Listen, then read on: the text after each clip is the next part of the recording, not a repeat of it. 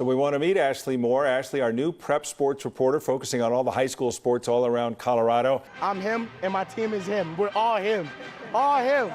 All hail honor roll time, a time where we find out who had the I'm him or I'm her moments of week 4. So let's get straight to it. Frida Foreman from 3, and she wets it up to become Colorado's all-time leader in 3-pointers made. But Caitlin Clark would dissect this defense like an 8th grade science project. Clark drops the body, then drops the dime to Hannah Stolke. What a game. The entire city of Broomfield showed up, and you saw that game. My goodness, Holy Family, underdogs, where?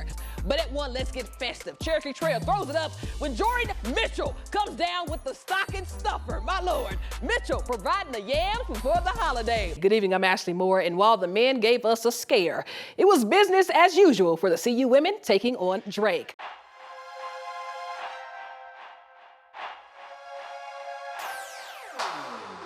Over 9,000 feet above sea level and in ear-popping territory. But the best team in the West, come on now, right here at Ball Arena, the Denver Nuggets taking on the LA Lakers. But tonight it's special. It's celebrating that banner and the first ever championship here for the Nuggets. Over on the boys' side, my man's is holding up the speaker like he wants to win his girl back. But now to a top place sit by a viewer. Ramparts' Damian Carrera crashes Daughtery quarterback Leland Frescas, and it ends up being a strip sack. But this is just the appetizer for the full course. We're expected at 7 tonight. At 4, watch 24, Ryan Oxenrider, wrist shot on the putback as Kent Denver gets their first win of the season. At 3 is DeMar Allen, who gets the feed, hits the hezzy, and the turnaround J as it rattles home. I've said it once, and I will say it again. Nobody's safe in the 9 News game of the week. Give me my theme music.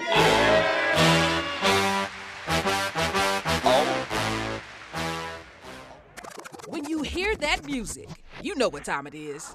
I've always kind of been one to take over radio for sure. But who's the guy spinning the records? A homegrown Boulder native who stepped up, beginning in the spring game, for the biggest story in college football. 35 seconds is all the time it took to become the hottest topic in Colorado prep sports. Tuesday night, JASA voted against instituting a shot clock for high school hoops, with a varsity-only amendment also failing, 22 votes to 47. Now you might ask why. Some say money. Shot clocks range between $2 to $5 grand or even more for some schools. And if passed, every school would have to get one. And then there's the operator. Who's gonna run it? Another position being added to the workload. But 27 states currently have a shot clock and have found ways to make it work. So with the game constantly evolving, will Colorado keep up? Proposal heads back to the floor in April. Left of your screen, receivers lined up in what we call a bunch formation with Roman in the middle. All right, so Roman originally runs the corner route, but when the play breaks down, Jones scrambles for 11 whole seconds. And as a receiver, what do?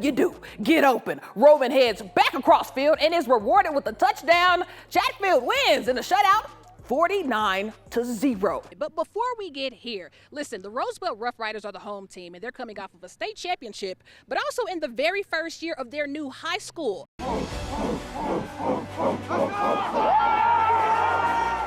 The Holy Family Tigers are headed to state for the first time in nearly 2 decades.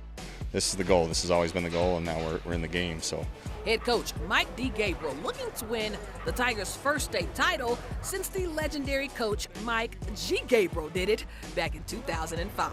Holy Family's been in our blood for 4 generations, and hopefully it continue. 1, 2, 3, family! Mike Sr. is now the O-line coach and under the leadership of his son. But then there's his son, star running back Dominic Gabriel, suiting up for the final and biggest game of his high school career. It's pretty special because not a lot of kids get to do it, and let alone with their dad and their grandpa. 3 generations, all looking to continue a legacy that's been earned, not given.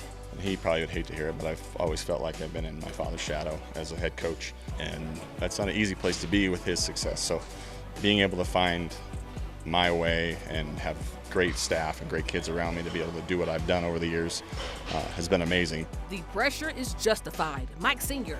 winning 2 state titles as head coach with a daily reminder of his legendary career. When they named that stadium after me, it was a huge surprise, and it's fun to walk out there and look up and see your name on the stadium. But as each Tiger heads to campus every morning, all roads lead to Patty Gabriel Way, the street honoring Mike Sr.'s late wife who lost her battle to cancer. The family itself, the unit itself, has gone through some hard times. But, excuse me, to watch Dominic's success is just, it's just a lot of fun. It just makes us so proud. And if this family were to win it all, I wonder if Mike G could contain his emotions. No.